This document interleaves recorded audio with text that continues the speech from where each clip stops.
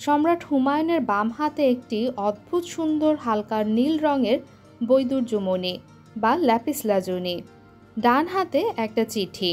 চিঠি পাঠিয়েছেন রাজস্থান থেকে রাজপুত রানী কর্ণাবতী।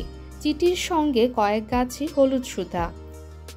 সম্রাট চিঠি পড়ছেন না। চিঠি এবং বৈদুর্যমণি এক হাত থেকে আরেক হাতে চালাচালি করছেন। যখন চিঠি ডান হাতে তখন বৈদুর্যমণি বাম হাতে। দৃশ্যটি সম্রাটের দুই ভগ্নী গুলবদন এবং গুলচেহরা চিকের আড়াল থেকে দেখে মজা পাচ্ছে। দরবার চলাকালে এই দুই বোন চিকের আড়াল থেকে দরবারের কাজকর্ম দেখে। সম্রাটের অন্তঃপুরের আত্মীয় স্বজন রাজদরবার দেখার জন্যই এই চিকের ব্যবস্থা। যারা দেখবে তারা দরবারের লোকজনের কাছে অদৃশ্য।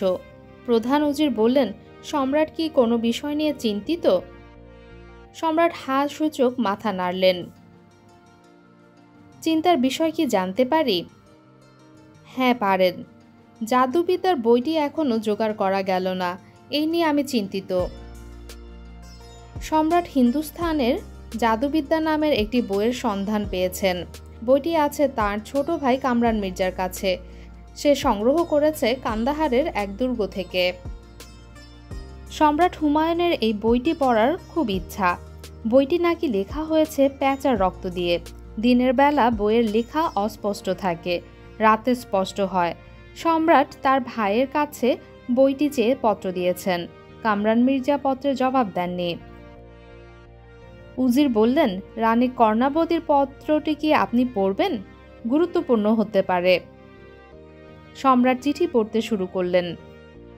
আমি আপনাকে ভাই ডাকলাম। আমাদের নিয়ম অনুযায়ী ভাইকে রাখি পাঠালাম। আমি মহা বিপদে পড়েছি। গুজরাটের বাহাদুর শাহ আমার দুর্গ অবরোধ করেছেন। দুর্গ রক্ষার প্রয়োজনীয় শক্তি আমার নেই। দুর্গে 1000 রাজপুত রমণী এবং 3000 শিশু আছে। বাহাদুর শাহ দুর্গে প্রবেশ করলে আমাদের মৃত্যুবরণ করা ছাড়া উপায় নেই। এখন বোন ভাইকে ডাকছে। ভাই কি বোনকে উদ্ধার করবে? বোন ভাইয়ের জন্য একটি বৈদুর্যমণি পাঠিয়েছে, কারণ বোন শুনেছে তার ভাই ছবি আঁকেন। বৈদুর্যমণি চূর্ণ করে যে নীল রং হবে তার দুটি অসাধারণ। বোন কর্ণাবতী আশা করছে তার ভাই এই রং ব্যবহার করে একটা ছবি আঁকবে। ইতি রানী কর্ণাবতী। সম্রাট চিঠিটি পড়ে তার প্রধান উজিরের দিকে বাড়িয়ে দিলেন। প্রধান উজির চিঠি পড়ে বললেন, রত্ন পাঠিয়ে দেন রাজকোষে। চিঠির জবাব দেওয়ার প্রয়োজন নেই। ভাই বোনের চিঠির জবাব দেবে না? রানী কর্ণাবতী বিপদের বোন। বিপদে পড়েছেন বলেই ভাই পাঠিয়েছেন। বিপদ না থাকলে এবং তার শক্তি প্রবল থাকলে তিনি মোগল সাম্রাজ্য আক্রমণ করতেও পিছপা হতেন না। তাছাড়া আপনি নিজেও এখন মহাবিপদে আছেন। কিরকম? আপনার ভাই কামরান মির্জা শক্তি সঞ্চয় করছেন। তিনি পাঞ্জাব দখল করেছেন। তিনি যে কোনো সময় আপনার বিরুদ্ধে যুদ্ধযাত্রা করবেন। একই কথা আপনার আরেক ভাই হিন্দাল মির্জা সম্পর্কেও সত্যি। এদের চাইতেও অনেক বড় সমস্যা তৈরি করতে যাচ্ছে পাঠান শের খা। সে বাংলা জয় করেছে। আগ্রার দিকে তার যাত্রা শুধু সময়ের ব্যাপার। হুমায়ুন ছোট্ট নিঃশ্বাস ফেলে বললেন, সৈন্যবাহিনী প্রস্তুত হতে বলুন। আমি স্বয়ং চিত্তরের দিকে রওনা হচ্ছি। এই সিদ্ধান্ত সমর বিশারদদের সঙ্গে আলোচনার পর নিন। সমর বিশারদরা আপনার মতোই কথা বলবে, কিন্তু আমি আমার বিপদগ্রস্ত বোনের পাশে দাঁড়াতে চাই। শাহানশাহ, রাজনীতিতে আবেগের স্থান নেই। হুমায়ুন বললেন, আমার রাজনীতিতে আছে।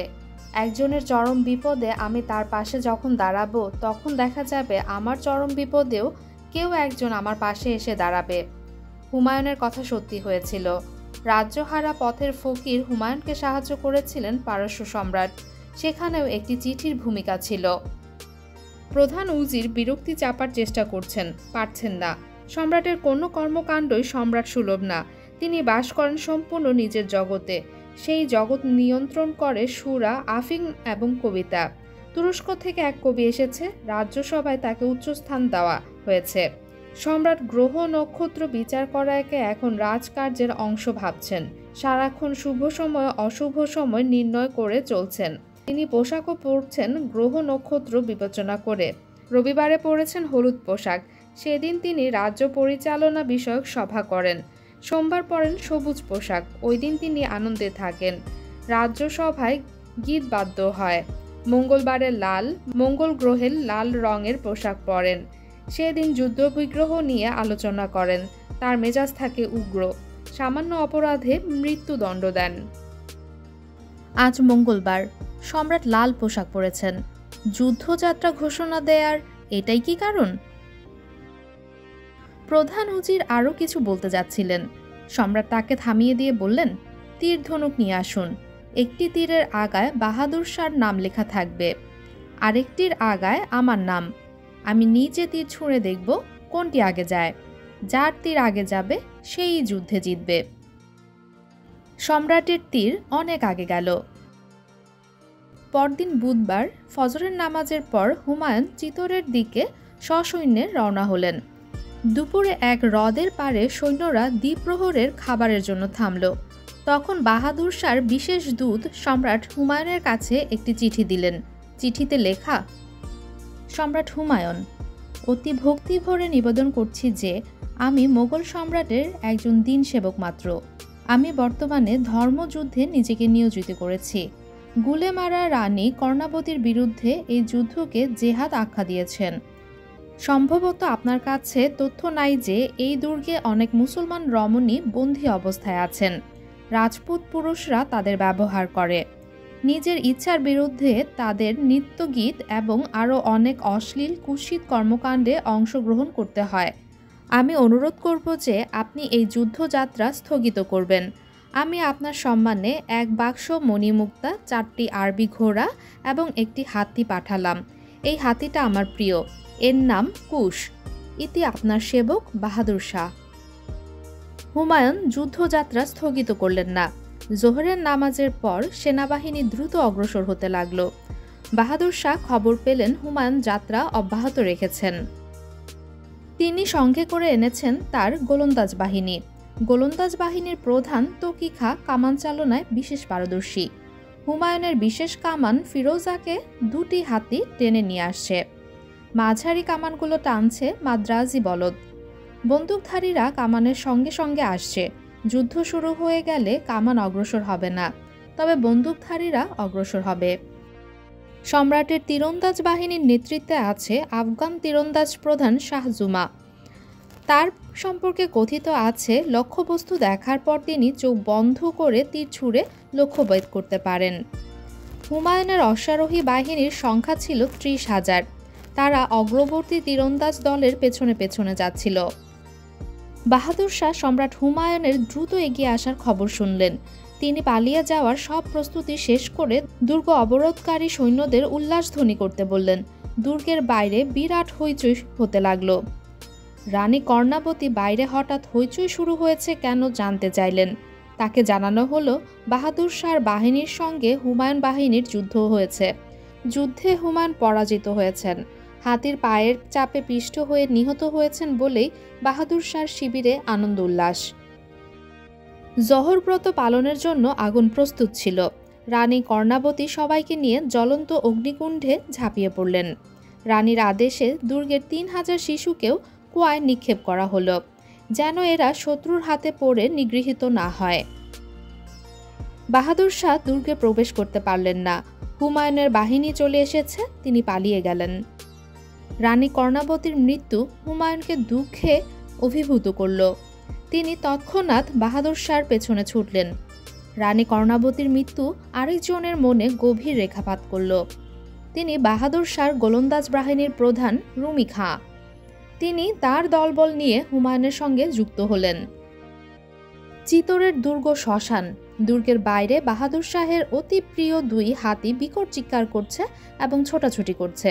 হুমায়ুনের হাতে বাহাদুর শাহর প্রিয় 2 হাতি পড়বে তা তিনি মেনে নিতে পারছিলেন না বলে নিজের হাতে এদের সুর কেটে দিয়েছেন। হাতি দুটির নাম শিরজা এবং পথশিকার। বাহাদুর শাহর প্রসিদ্ধ 2 কামান লায়লা এবং মজনু যেন হুমায়ুনের হাতে না পড়ে সেই ব্যবস্থাও হলো।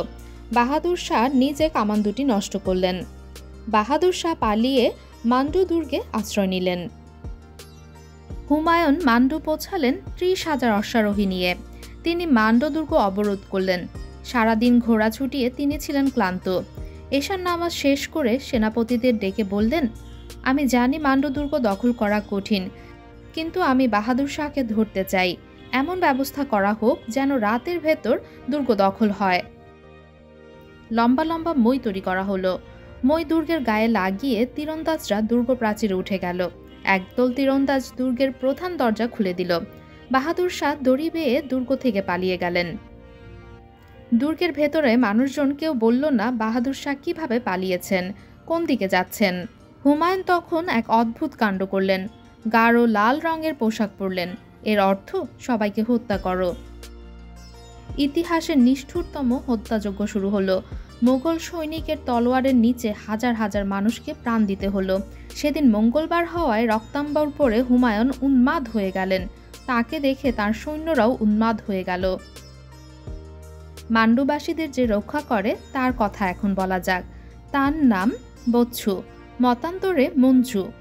এই বচ্ছু বাহাদুর শাহর অতি প্রিয় এক গায়ক। বাহাদুর শাহ যেখানেই যান সেখানেই সে যায়। রক্তাম্বর পরা সম্রাট হুমায়ুনের দিকে বচ্ছু গান গাইতে গাইতে এগিয়ে গেল। গানের কথা, রক্তের রঙের চেয়ে বৃক্ষের সবুজ রং কি কম সুন্দর। হুমায়ুন গায়কের কণ্ঠ শুনে অভিভূত হলেন। তার কাছে মনে হলো তিনি তার জীবনে এত মধুর সঙ্গীত শোনেননি। বচ্ছু সম্রাটের সামনে দাঁড়ালো। সম্রাট বললেন, তুমি কি জানো যে তুমি এই পৃথিবীর শ্রেষ্ঠ গায়ক? বচ্ছু বলল, জানি। আমি তোমার জাদুকরী ক্ষমতায় মুগ্ধ হয়েছি। বলো কি চাও? আমি চাই আপনি পোশাক বদলে সবুজ পোশাক পরুন। সম্রাট সবুজ বস্ত্র পরলেন। হত্যাযজ্ঞ সঙ্গে সঙ্গে থামল। সম্রাট বললেন, তুমি আর কি চাও?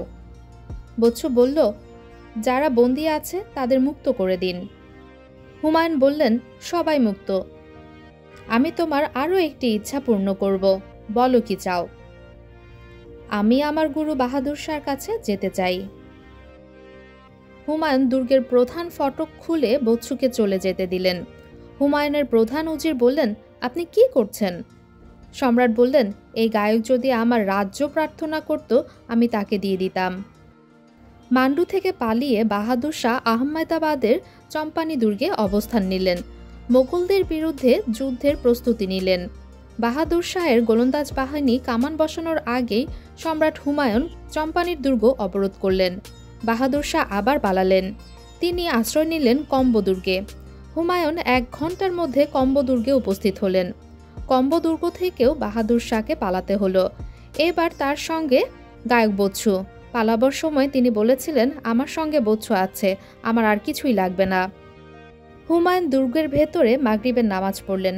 নামাজের শেষে তার ইমামকে ডেকে পাঠালেন। ইমামকে বললেন, মাগরিবের নামাজে আপনি সূরা ফিল পাঠ করেছেন? ইমাম বললেন, জি জনাব। সূরা ফিলের শানে নজুল এবং তর্জমা আমাকে শোনান। ইমাম বললেন, 570 খ্রিস্টাব্দে নবী করিম সাল্লাল্লাহু আলাইহি সাল্লামের জন্মবর্ষের ঘটনার বর্ণনা দিয়ে এই সূরা নাজিল হয়। ইয়েমেনের বাদশাহ আব্রাহা হস্তি বাহিনী নিয়ে মক্কা আক্রমণ করেছিলেন। তখন আল্লাহর আদেশে ছোট ছোট আবাবিল পাখি দিয়ে ইয়েমেনের বাদশাহকে পরাস্ত করা হয়েছিল। সূরা ফিলের এই হলো ঘটনা। আল্লাহ পাক বলেছেন, হে রাসূল, তুমি কি দেখোনি তোমার আল্লাহ হাতিওয়ালাদের সাথে কেমন আচরণ করলেন? তাদের সমস্ত আয়োজন কি আল্লাহ ব্যর্থ করে দেননি? সম্রাট বললেন, আপনি আমাকে ইয়ামেনের বাদশার কথা স্মরণ করিয়ে দেওয়ার জন্য এই সূরা পাঠ করেছেন? ইমাম বললেন, আমার ভুল হয়েছে। সম্রাট বললেন, আপনি বাহাদুর শাহর অনুরক্ত বলেই এই কাজটি করলেন। কি আশ্চর্য! আমার প্রধান শত্রুর প্রতি যে অনুরক্ত, আমি তার পেছনে দিনের পর দিন নামাজ পড়েছি। হুমায়ুন আবার রক্ত পোশাক পরলেন।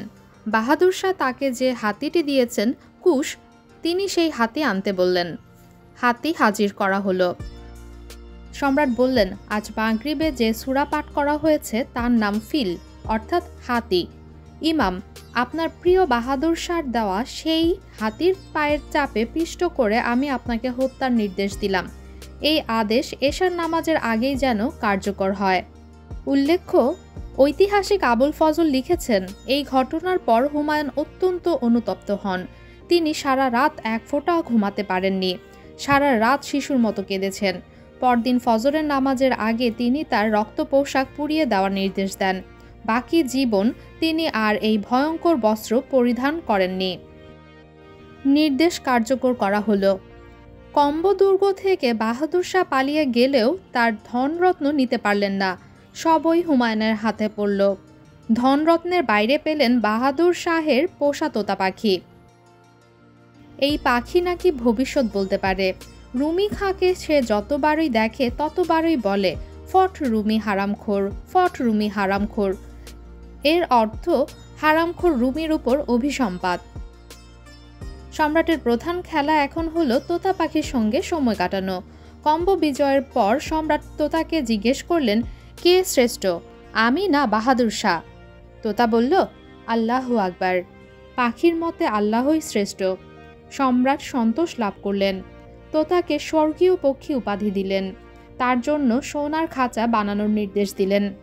সম্রাটকে পানি খাওয়ানোর দায়িত্বে নিযুক্ত জওহরকে এই পক্ষীর সেবক নিয়োগ করলেন।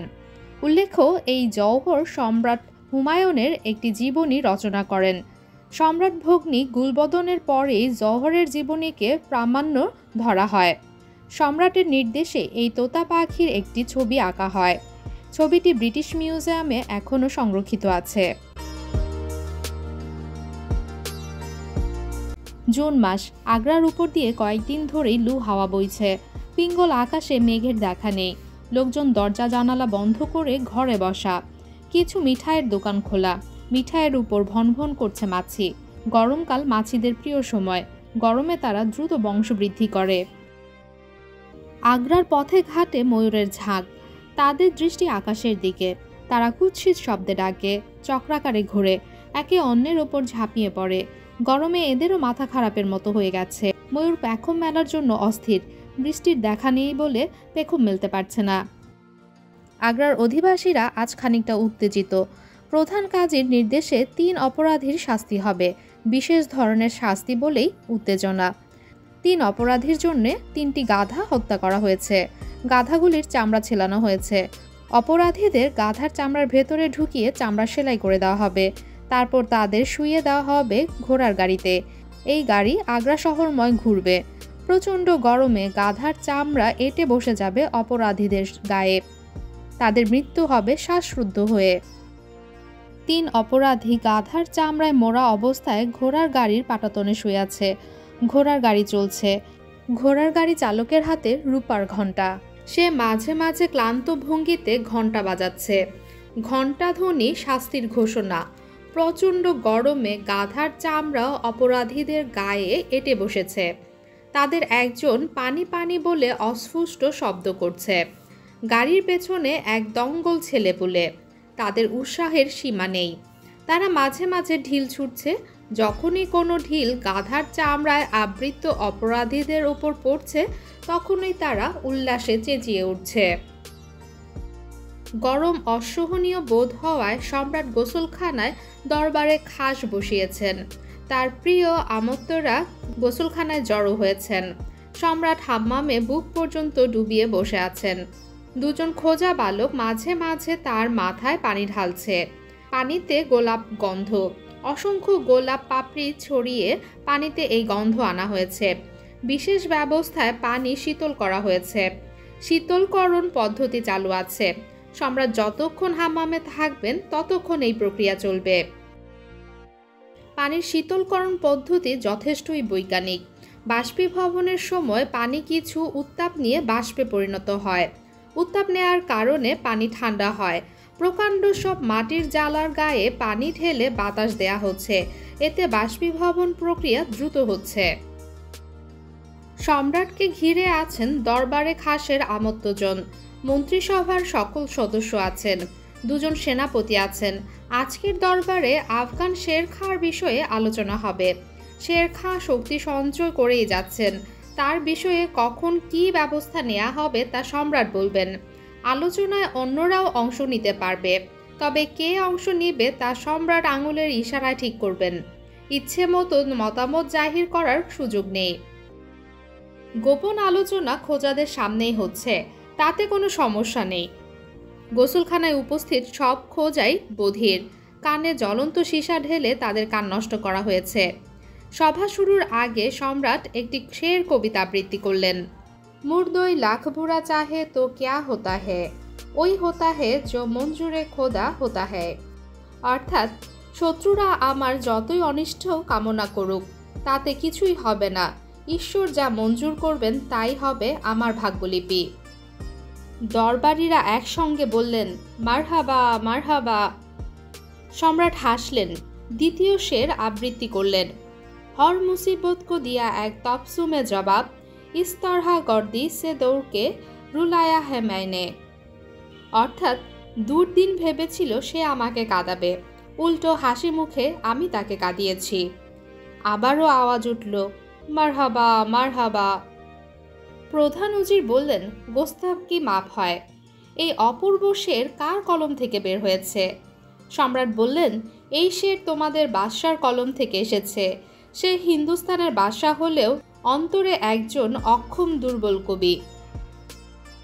প্রধান উজির কিছু বলতে চাচ্ছিলেন, সম্রাট ইশারায় তাকে থামিয়ে সভা শুরু করলেন এবং সবাইকে অবাক করে দিয়ে অমাত্যদের মধ্যে গৌণ একজনকে হাম্মামে নামতে বললেন। সম্রাটের সঙ্গে স্নান করা পরম সৌভাগ্যের ব্যাপার। যাকে হাম্মামে নামতে বলা হলো তার চেহারা অতি সাধারণ, মধ্যম আকৃতির কৃষকায় একজন মানুষ। তার নাম বৈরাম খাঁ, মোঘল ইতিহাসের প্রধান পুরুষদের একজন। গোসলখানায় যখন দরবারে খাস বসে তখন উপস্থিত সবাই পানিতে নামার প্রস্তুতি নিয়ে আসে, যেন সম্রাটের হুকুম পাওয়া মাত্র পানিতে নামতে পারে। সম্রাট বললেন, এখন একটি পত্র পাঠ করা হবে। পত্র পাঠের পর পত্রের উপর আলোচনা। পত্র পাঠিয়েছেন আফগান পাঠান শের খাঁ। সম্রাটের নির্দেশে প্রধান উজির পত্র পাঠ করলেন। পত্র প্রেরক দাসানুদাস সেবক শেরশাহ, প্রাপক আল সুলতান আল আজম ওয়াল খালাকাল আল মুকাররাম জামি সুলতানাতাই ই হাকিকি ওয়া মাজাজি সৈয়দ আল সালাতিন আবুল মুজাফফর নাসিরউদ্দিন মোহাম্মদ হুমায়ুন পাতশাহ গাজী জিল্লুল্লাহ। হে মহান সম্রাট, হিন্দুস্থানের রক্ষাকর্তা ও মালিক, আল্লাহ পাকের অনুগ্রহের ফুটন্ত গোলাপ, মহান কবি ও চিত্রকর হুমায়ুন। হে বাদশাহ, আপনি কি অধম শের খাঁর ওপর নারাজ হয়েছেন? হিন্দুস্তান হলো গুজবের বাজার। সেই বাজারে বর্তমান দুর্গন্ধময় গুজব হলো আপনি অধম শের খাঁর বিরুদ্ধে যুদ্ধযাত্রার প্রস্তুতি নিচ্ছেন। হে সম্রাট, আমি কি এমন কিছু করেছি যার জন্য আপনার বিরাগভাজন হয়েছি? চুনারের দুর্গ আমার পুত্র কুতুব খাঁর দখলে, এটা সত্য। সম্রাটের আদেশ পাওয়া মাত্র কুতুব খাঁ দুর্গের চাবি আপনার পবিত্র হাতে তুলে দিয়ে আপনার পদচুম্বন করবে, তবে আপনার কোনো প্রতিনিধির হাতে না। আপনি স্বয়ং উপস্থিত হলে তবেই দুর্গের চাবি আপনার হস্ত মোবারকে দেওয়া হবে। আমি পুত্রকে নিয়ে বঙ্গদেশের ভেতরে চলে যাব, এর অন্যথা কখনো হবে না। হে পবিত্র সম্রাট, আপনি গুপ্তচর মারফত খবর নিয়ে নিশ্চয়ই জেনেছেন আমি আমার নিজের নামে খুতবা পাঠ করাই না। মহান মোগল সম্রাট হুমায়ুনের নামেই জুমার নামাজে খুতবা পাঠ করা হয়। টাকশাল থেকে আমার নামে কোনো মুদ্রা তৈরি হচ্ছে না। এই অধম যেখানে সম্রাটের সেবায় নিযুক্ত, তখন আপনি তার উপর বিরাগ হচ্ছেন, অথচ আমি যতদূর জানি আপনার ভাই আসকারি মির্জা এবং কামরান মির্জা তাদের নামে খুতবা পাঠ করছেন। টাকশালে তাদের নামে স্বর্ণ মুদ্রা তৈরি হচ্ছে। এরকম কিছু মুদ্রা আপনার কাছে পাঠালাম। মহান সম্রাট, আপনার দুই ভাইয়ের নাম এখানে এনে যদি অপরাধ করে থাকি তাহলে ক্ষমা প্রার্থনা করি। আপনার মহান পিতা বঙ্গদেশের ফল আম অত্যন্ত পছন্দ করতেন। আমি আম এবং আরও কিছু বঙ্গদেশীয় ফল আপনার সেবার জন্য পাঠালাম। এই সঙ্গে একটি বিশু মূর্তি। বিশু মূর্তিটির ওজন 11 সের, সম্পূর্ণ স্বর্ণ নির্মিত। এর চোখ নীলকান্তমণির। এই বিশু মূর্তিটির বিষয়ে প্রচলিত গল্প হল, ভয়াবহ বিপদের আগে আগে সে অশ্রুবর্ষণ করে। রহস্যময় বিষয়ে আপনার আগ্রহের কথা জানি বলেই বিশু মূর্তির বিষয়ে প্রচলিত গল্পটি জানালাম। ইতি শের খাঁ, আপনার দাসানুদাস সেবক। রোশন কাকু অর্থাৎ আমির বললেন, আমি শের খাঁর পত্রে সন্তোষ বোধ করছি। বৈরাম খাঁ বললেন, দুষ্ট লোকের ছলনায় ভোলার কোনো কারণ দেখি না। কাকু বললেন, শের খাঁ তার নামে খুতবা পাঠ করে না, এটা তো সত্য। তার নামে মুদ্রা বের হয়নি, এটাও সত্য। বৈরাম খাঁ বললেন, খুতবা পাঠ করলেই সম্রাটের দৃষ্টি আকৃষ্ট হবে। শের খাঁ বুদ্ধিমান বলেই খুতবা পাঠ করছে না। শক্তি সঞ্চয় করছে। চুনার দুর্গ যদি শেরখার দিকে দেওয়ার ইচ্ছা থাকে তাহলে যে কোনো প্রতিনিধির কাছে দুর্গ দেবে, স্বয়ং সম্রাটকে কেন উপস্থিত হতে হবে? উজির তর্দি বেগ খান বললেন, আপনি কি মনে করেন সম্রাটের যুদ্ধযাত্রা করা উচিত? বৈরাম খাঁ বললেন, অবশ্যই উচিত এবং এখনই যুদ্ধযাত্রা করা প্রয়োজন। তর্দি বেগ বললেন, এখনই কেন? বৈরাম খাঁ বললেন, সম্রাটের অনুমতি পেলে আমি ব্যাখ্যা করব কেন কাল বিলম্ব না করে যুদ্ধযাত্রা করা উচিত। সম্রাট বললেন, অনুমতি দেয়া হলো। বৈরাম খাঁ বললেন, শেরখা হলো ধূর্ত শেয়াল। সুন্দর একটি চিঠি পাঠিয়ে সে সম্রাটকে শান্ত করেছে। সে কল্পনাও করছে না সম্রাট এরকম একটি চিঠি পাওয়ার পরেও যুদ্ধযাত্রা করবেন। কাজেই সে নিশ্চিন্ত আছে। রাজকীয় বাহিনীর সঙ্গে যুদ্ধ করার মতো প্রস্তুতি তার নেই। এই সুযোগে মুঘল সৈন্য অতর্কিতে শেরখার ঘাড়ের ওপর পড়লে চিরদিনের মতো আফগান শক্তির পতন হবে। সম্রাট বললেন, আলোচনা বন্ধ। সবাইকে আমি হাম্মামখানায় আমন্ত্রণ জানাচ্ছি। উপস্থিত আমন্ত্রিতদের মধ্যে আনন্দের ঢেউ বয়ে গেল। সবাই পানিতে নামল। সম্রাট শেরখার পাঠানো ফল এবং বিশুমূর্তি গোসলখানায় আনার নির্দেশ দিলেন। বিশুমূর্তি দেখে সম্রাট বিস্মিত হলেন। এত সুন্দর কাজ! সম্রাট বললেন, যে কারিগর এই মূর্তি তৈরি করেছে তার উদ্দেশ্যে মারহাবা। সবাই বললেন, মারহাবা। প্রধান উজির বললেন, রাজকোষে হিন্দু দেবদেবীর মূর্তি থাকা বাঞ্ছনীয় নয়। মূর্তি গলিয়ে সোনা করে রাজকোষে জমা হোক। হুমায়ুন বললেন, না, এই মূর্তি যেমন আছে তেমন থাকবে। আমি আজ তার সঙ্গে স্নান করব। বিশু মূর্তি হাম্মামে নামিয়ে দেওয়া হলো। বঙ্গদেশের ফলগুলোর মধ্যে একটি সম্রাটের দৃষ্টি আকর্ষণ করল। অত্যন্ত রসালো ফল। মুখে দিলেই জিভের রং বদলে কালো হয়ে যাচ্ছে। এই ফলের নাম কি কেউ বলতে পারল না। উল্লেখ্য, ফলটি কালো জাম কিংবা তুত। হুমায়ুন গোসলখানায় ঘোষণা দিলেন, শেরখার বিষয়ে তার কোনো উদ্বেগ নেই। তার বিরুদ্ধে যুদ্ধযাত্রা করার কিছুই নেই। বাহাদুর শাহ পরাজিত হয়েছে। পর্তুগিজদের হাতে সে নিহত। সে অপুত্রক, বিধায় তাকে এবং তার বংশধর নিয়ে আর চিন্তার কিছু নেই। সেই উপলক্ষে তেমন কোনো আনন্দ অনুষ্ঠান হয়নি। 2 মাস ব্যাপী আনন্দ উৎসব হবে। এই 2 মাস প্রতিদিন 10 জন করে সাধারণ প্রজা আমার সঙ্গে রাজকীয় খানায় অংশগ্রহণ করবে। মাগরিবের নামাজের পর হুমায়ুনকে জানানো হলো, গাধার চামড়া পরিয়ে যে 3 জন অপরাধীকে সারাদিন ঘোরানো হয়েছে তাদের 2 জন মারা গিয়েছে। একজন এখনও জীবিত। হুমায়ুনের নির্দেশে চামড়া থেকে মুক্ত করে তাকে সম্রাটের সামনে আনা হলো। তার দাঁড়ানোর ক্ষমতা নেই। তার সমস্ত শরীর ফুলে গেছে, চোখ নষ্ট হয়ে গেছে। সম্রাট বললেন, তোমার নাম কি? সে অতি কষ্টে বলল, সম্রাট, আমি একজন মৃত মানুষ। মৃত মানুষের নাম থাকে না। তুমি কি অপরাধ করেছিলে? আপনার এক আমির আমার অতি আদরের কন্যাকে তার হেরেমে পাঠানোর নির্দেশ দিয়েছিলেন। আমি সেই নির্দেশ পালন করি নাই। এটাই আমার অপরাধ। আমাকে মিথ্যা হত্যা মামলায় জড়ানো হয়েছিল। মহান কাজী মৃত্যুদণ্ড দিয়েছেন। আমার সেই আমিরের নাম কি? সে নাম বলতে পারল না। ততক্ষণে তার হেঁচকি উঠেছে, শ্বাস বন্ধ হয়ে আসছে।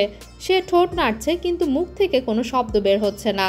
কিছুক্ষণের মধ্যেই তার মৃত্যু হলো। উল্লেখ্য, আমিরের নাম তর্দি বেগ খান।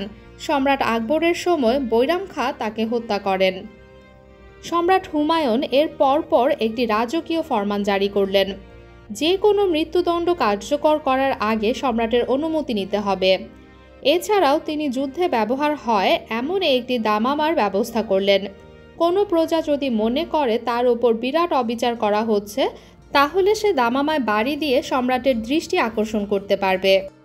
এই কাজটি করতে হবে সূর্য ওঠার সঙ্গে সঙ্গে। এই সময় সম্রাটের শোবার ঘরের জানালা খুলে যায়। তিনি জানালায় মুখ বের করে প্রজাদের দর্শন দেন। এই দর্শনের নাম ঝড়োয়াকি দর্শন। প্রজারা সম্রাটকে দেখে আশ্বস্ত হয় যে সম্রাট বেঁচে আছেন, রাজত্ব ঠিকমতো চলছে। বাঁশিতে ভৈরবীর সুর বাজছে, সূর্য উঠছে। সম্রাট হুমায়ুন ঝড়োয়াকি দর্শন দিবেন। প্রজার দল উপস্থিত। জানালা খুলে গেল। সম্রাটের প্রিয় নফর জওহর আফতাবচি রেশমি পর্দা সরালেন। সম্রাটের হাসি হাসি মুখ দেখা গেল। সম্রাটের হাতে একটি ফুটন্ত গোলাপ। তিনি গোলাপের ঘ্রাণ নিয়ে জানালার নিচে সমবেত প্রজার দিকে ছুঁড়ে দিলেন। সম্রাটের ফুল হাতে পাওয়ার জন্য প্রজারা হুমড়ি খেয়ে পড়ল। আর ঠিক তখনই দামামার শব্দ হলো। সম্রাট ভ্রু কুঞ্চিত করে তাকালেন। বিচার পেতে ব্যর্থ প্রজারাই শুধু এই দামামায় ঘা দিতে পারে। কে ঘা দিল?